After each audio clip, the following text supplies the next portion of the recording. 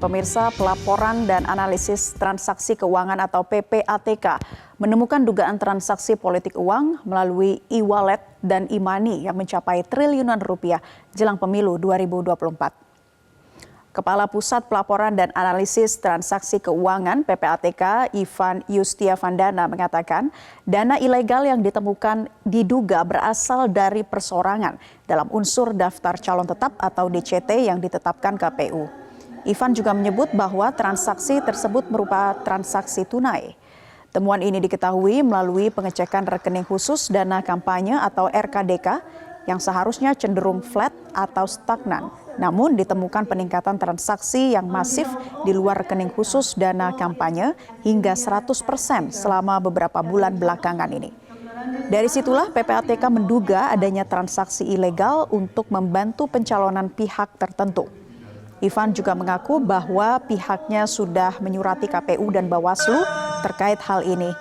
Meski demikian, Ivan tak menjabarkan berapa tepatnya jumlah dana ilegal tersebut.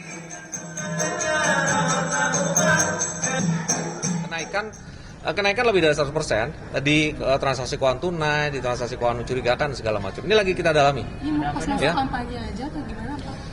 Ya kan kita beberapa kali sampaikan sepanjang pengalaman kita terkait dengan pemilu ini kan RKDK, rekening khusus dana kampanye itu kan harusnya untuk membiayai kegiatan kampanye politik ya.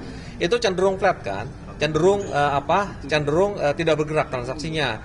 Yang bergerak ini justru di pihak-pihak lainnya. Nah ini kan artinya ada ketidaksesuaian bahwa pembiayaan, kita kan bertanya pembiayaan kampanye dan segala macam itu biayanya dari mana kalau RKDK-nya tidak bergerak kan. Nah itu kita melihat ada potensi misalnya orang mendapatkan sumber dari hasil ilegal dipakai untuk membantu yang seperti itu gitu. Temuan PPATK mengenai transaksi fantastis aliran dana ilegal kampanye hingga mencapai triliunan rupiah tentunya tak bisa disepelekan. Kemana saja uang ini berseliweran dan siapa pula yang terlibat? Kita akan membahasnya dengan Danang Trihartono, Deputi Analisis dan Pemeriksaan PPATK melalui sambungan Zoom. Selamat siang Pak Danang. Selamat siang Mbak Nela. Pak, bentuk transaksi ilegal yang dimaksud dalam temuan PPATK ini seperti apa Pak? Ya, sebenarnya kalau kita lihat proses kontestasi pemilu ini kan penyiapan dananya itu tidak sekejap sehari dua hari, tapi prosesnya kan panjang. Dari 1 tahun ke belakang tentu kita lihat pola-pola transaksinya seperti apa. Dan dari transaksi-transaksi yang kita temukan yang berindikasi tindak pidana, beberapa itu sudah kita sampaikan kepada penyidik tergantung tindak pidana asalnya. Apabila korupsi tentu bisa kita sampaikan ke KPK dan sebagainya. Dan mendekati proses kampanye dan memasuki masa kampanye yang sudah berjalan beberapa hari ini, kami mencermati bahwa RKDK, rekening dana kampanye itu saldonya masih minim. Sementara transaksi di luar itu, baik itu calonnya, itu transaksinya masuk cukup besar gitu ya. Dan dilihat di lapangan juga spanduk proses kampanye itu berjalan dengan masifnya gitu. Terus untuk pembiayaan kampanye ini pertanyaannya kan dananya dari mana gitu kan. Ya. Nah, kita memang menemukan beberapa transaksi-transaksi yang terus akan kita analisis sebenarnya ini sumbernya dari mana, sah atau tidak gitu kan. Dan beberapa transaksi yang terkait dengan misalnya ada indikasi nanti untuk politik uang ya itu nanti kita sampaikan kepada Bawaslu dan aparat terkait gitu Mbak Nela. Jadi jelas ditemukan adanya transaksi Pak yang dicurigai adanya aktivitas TPPU di sini? Ya, kalau TPPU itu kan harus ada indikasi uang asalnya, tindak pidana asalnya itu dari tindak pidana apa gitu.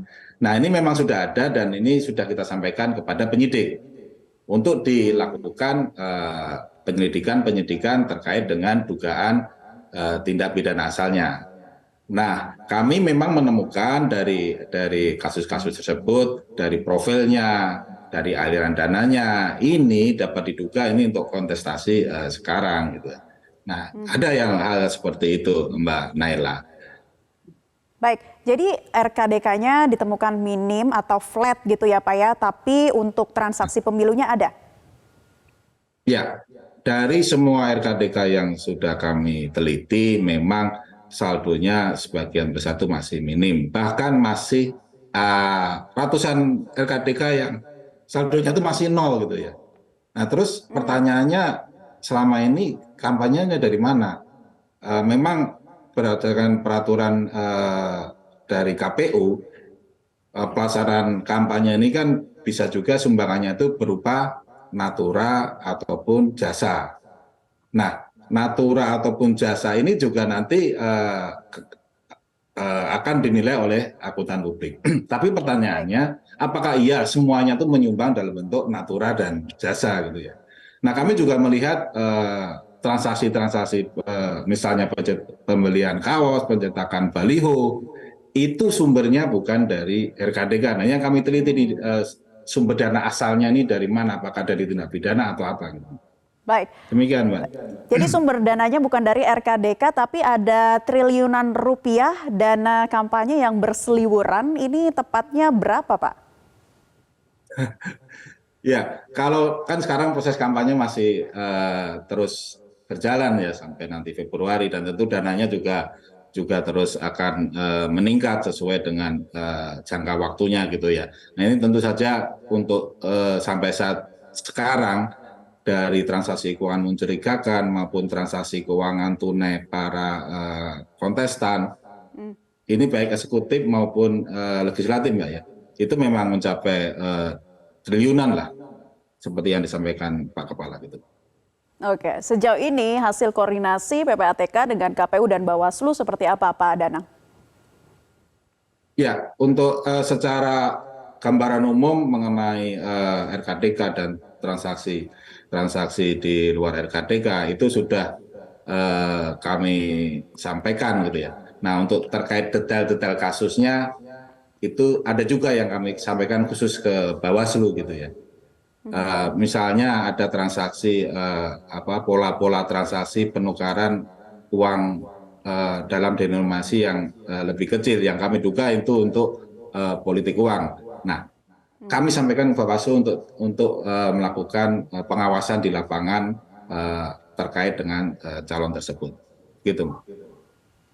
Baik, apakah aktivitas transaksi ilegal tak wajar ini biasa terjadi Pak saat masa kampanye atau pemilu berlangsung? Lalu bagaimana peningkatannya dibandingkan pemilu terdahulu? Ya, sesuai dengan hasil riset PPATK memang pola-pola seperti ini sering terjadi pada waktu masa pemilu. Dan kalau dibandingkan dengan sekarang kecenderungannya tentu akan terlihat meningkat, tapi untuk dapat dipastikan apakah betul-betul meningkat atau tidak tentu harus kita lihat proses sampai selesainya gitu Mbak ya. Baru bisa kita simpulkan apakah betul-betul meningkat atau flat atau lebih menurun dibandingkan pemilu sebelumnya. Gitu Mbak Naila. Baik, kita akan tunggu tindakan lebih lanjutnya apa hasilnya dari koordinasi dari pihak PPATK bersama dengan KPU dan Bawaslu. Terima kasih Pak Danang Trihartono, Deputi Analisis dan Pemeriksaan PPATK telah tersambung bersama kami melalui sambungan Zoom di kesempatan Metro siang kali ini.